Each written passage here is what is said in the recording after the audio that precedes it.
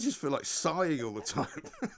Good morning. It's horrendous. Hello, how are you? I can feel the steam all the way across the studio. We're at an appropriate distance, yes, aren't we? Of course. But I can still feel the steam coming off you. I'm not happy. You're hopping mad this morning, aren't you? Well, I have been since Saturday, really. And, I'm not sure if it's ever going to go away. I know. Well, from hopping mad to hip hopping, Mike. Very good. I see what you did there. Oh, I'm learning. I'm learning from the best. Yes, absolutely right.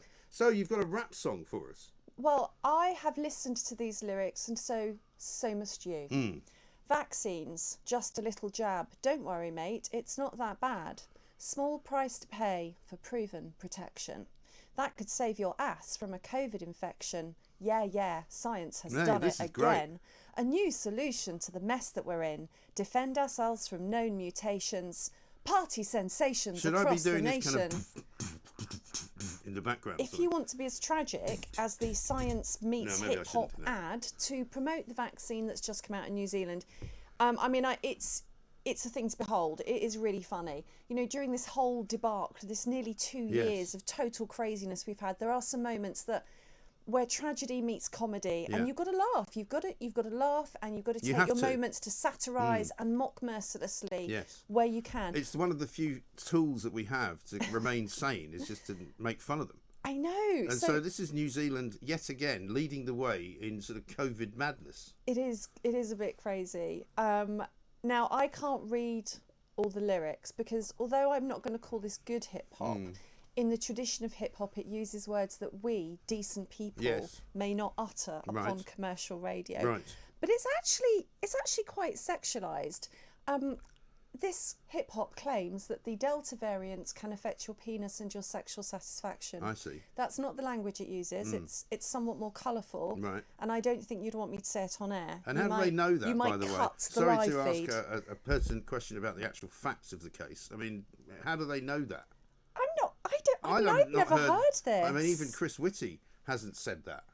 But I reckon if they could dangle that threat over people to get them to get vaccinated, it will affect your penis. Yeah. They would have used it. Maybe they can just give free Viagra out with every jab.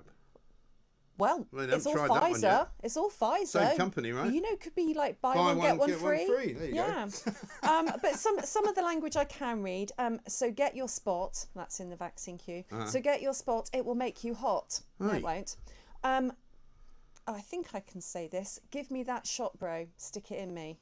I mean, what? Yeah, really? Who do they think they're talking to? So I showed it to my teenage sons last night. Right. One refused to engage. He's just like, I'm not saying anything. Right. He was actually angry. I made him watch it. And the other one said, it's very persuasive. And then there's this really long deadpan pause. And then he said something else. And again, I'm not going to be able to say that on air. He didn't mean that, I take it. No, it was. He meant the opposite. Yeah, it was biting satire from teenage son number one.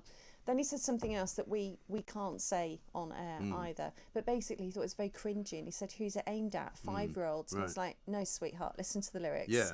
This is not for 5-year-olds. This is aimed squarely at you." Yeah.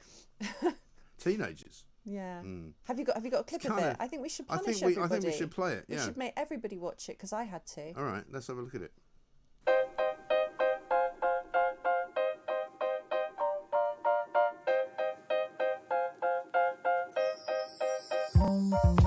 Vaccine, just a little jab. Don't worry, mate. It's not that bad. Small price to pay for proven protection that could save your ass from a COVID infection.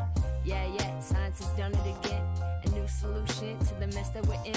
Creating a new way to save the planet so we can get back to our regular habits. But here's the issue, and it's quite severe. That's we need horrendous. everyone in, or the result is clear. And they're all like so white and New Zealand looking. I know. Your face says it all. Oh Thank my you. God. That was a picture. I wasn't sure whether to watch the clip again or watch That's your just face. horrendous. But your face brought me more joy. Yeah.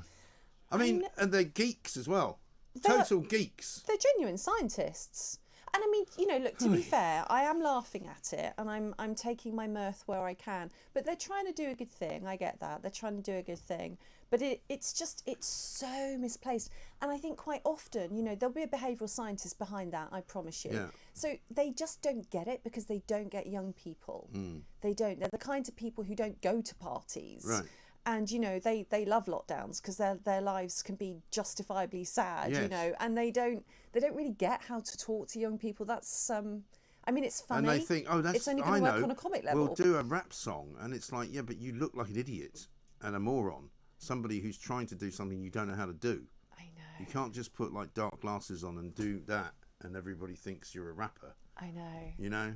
Do you really? know why? Do you know? I think it's got the behavioural scientists behind it because there are government officials and public health officials in there. They make their little cameos at the end, and that's the kind of thing that happens when the government's nudge unit goes, "Yeah, we've got this great plan, and we're going to call upon all the most credible messengers to be in it, and we're going to reach the youth, and they're going to go out and get boosted because otherwise their genitals will suffer, and we're going to tell them all about it. Right. You know, we got all the tools in the toolbox here." Well, this is the same organisation, and I mean by that the New Zealand government, who said at one point, and they've said many things, but Jacinda Ardern said, "We are the only true source of information on COVID. You should not be reading anything else unless it's been published by the government." Oh my word! Right. Well, when I joined you on Plank of the Week, she was Yes. my nominated Plank of the Week, She and was.